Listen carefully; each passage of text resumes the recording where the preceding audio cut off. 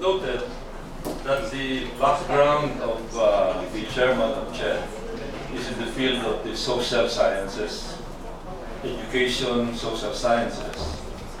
And right now, the thrust of global competitiveness, where education is going to be a very critical factor, is in the field of engineering and science and technology.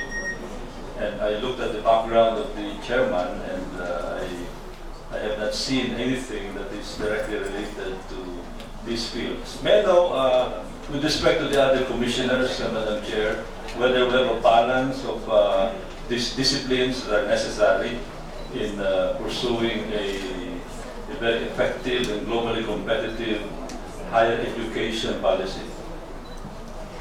Maybe if I'd like to address the very first point. The fact that I am in the social sciences in no way limits my appreciation of the psychology does claim to be a natural science. But perhaps aside from my academic discipline, I have been in higher administration of major educational institutions with very strong science programs. No? I spent many years at the Ateneo de Manila University and was very supportive of developing the science and engineering programs.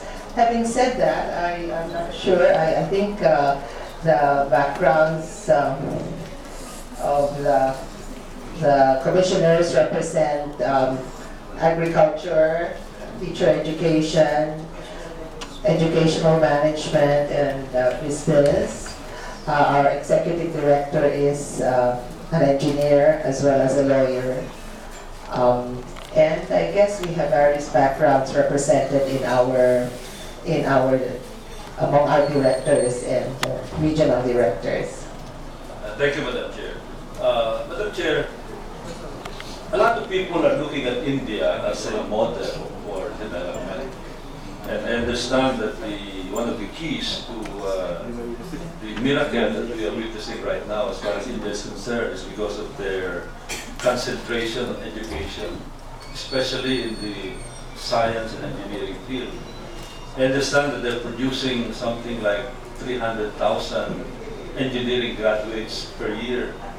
I'm trying to find out how many engineering and science graduates you are producing, but I cannot seem to get an accurate figure. Perhaps CHED has an accurate figure, so we can see how we compare with India.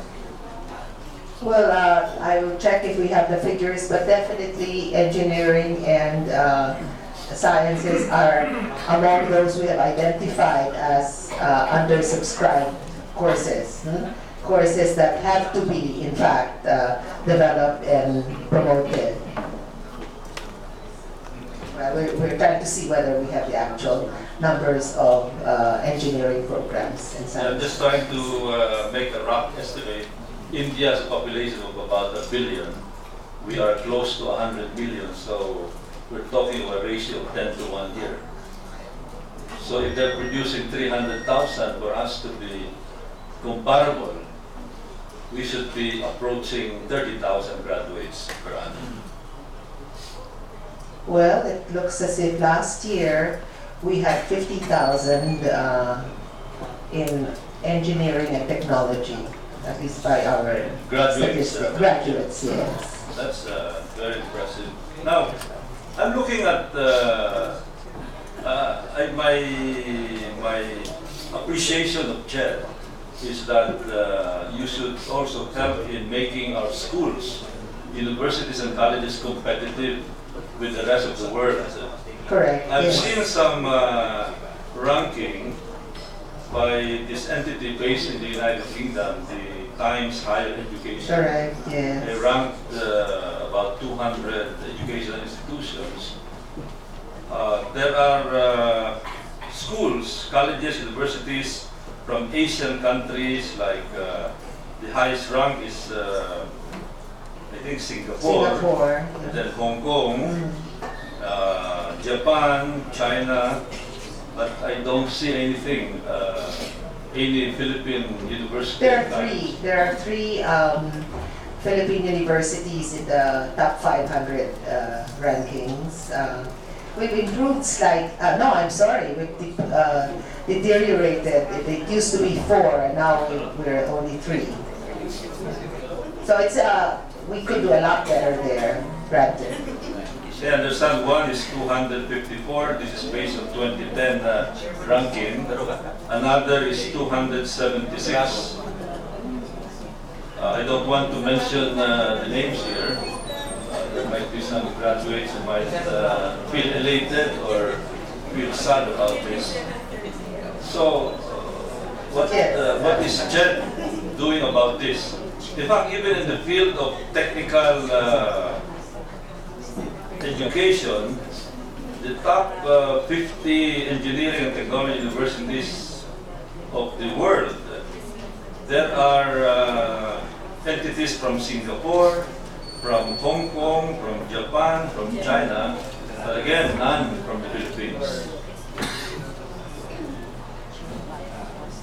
So I agree with what I think you're leading up to, that there is cause for concern. Whenever we make presentations, we cite the deteriorating standards and non-competitiveness as aspects of the education landscape at the moment, and those are things we have to address through the various measures that we mentioned, like rationalization, improving standards, and so forth.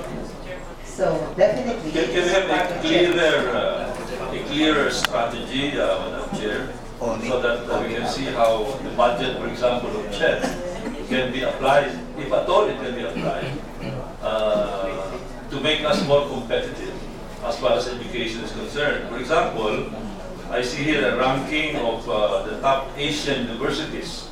Asia, this is an Asian ranking. Top 25, and there's none from the Philippines. The number 1 is Hong Kong, next is Japan, Korea, Singapore, China, Hong Kong again, China, Japan, China, Korea, Taiwan, Republic of Korea. You know, this is very confusing to me, very puzzling to me, because we have given the impression that the Philippines is a leader as far as education is concerned.